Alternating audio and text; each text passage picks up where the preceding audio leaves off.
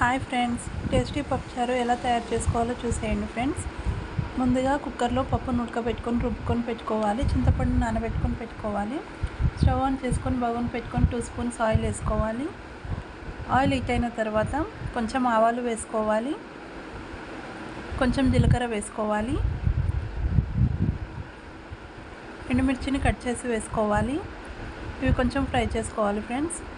ఇప్పుడు కొద్దిగా కొత్తిమీరను వేసుకోవాలి, క్యారెట్ని కట్ చేసి వేసుకోవాలి, కొద్దిగా కరివేపాకును వేసుకోవాలి, ఆనియన్స్ని కట్ చేసి వేసుకోవాలి.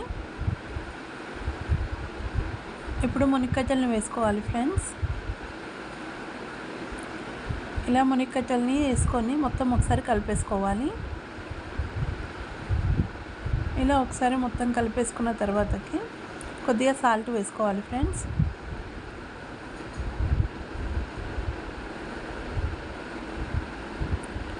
కొద్దిగా అల్లం వెల్లుల్లి పేస్ట్ వేసుకోవాలి, కొంచెం పసుపు వేసుకోవాలి. వేసుకొని ఒకసారి మొత్తం కలిపేసుకోవాలి ఫ్రెండ్స్.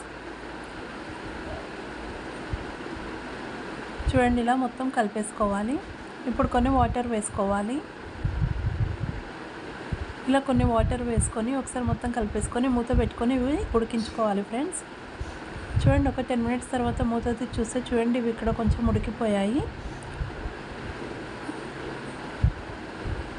ఇప్పుడు మనం నానబెట్టుకున్న చింతపండు నుంచి రసాన్ని తీసుకోవాలి. ఇప్పుడు మనం చింతపండు రసం వేసుకోవాలి. ఇప్పుడు మనం ఉడికించుకున్న పప్పును వేసుకోవాలి. వేసుకొని ఒకసారి మొత్తం కలిపేసుకోవాలి ఫ్రెండ్స్.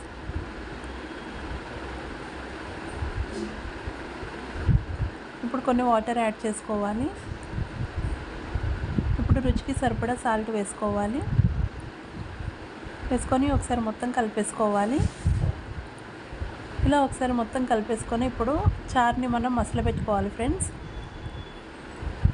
చూడండి, ఇక్కడ చారు అనేది మసులుతుంది. చూడండి ఫ్రెండ్స్, ఇక్కడ చారు అనేది మసిలిపోయింది. ఇప్పుడు స్టవ్ ఆఫ్ చేసుకోవాలి ఫ్రెండ్స్. అంతేనండి, సర్వింగ్ బౌల్లో తీసేసుకుందాం. ఎంతో టేస్ట్గా ఉండే పప్పుచారు రెడీ. నచ్చితే like, share and subscribe to my channel.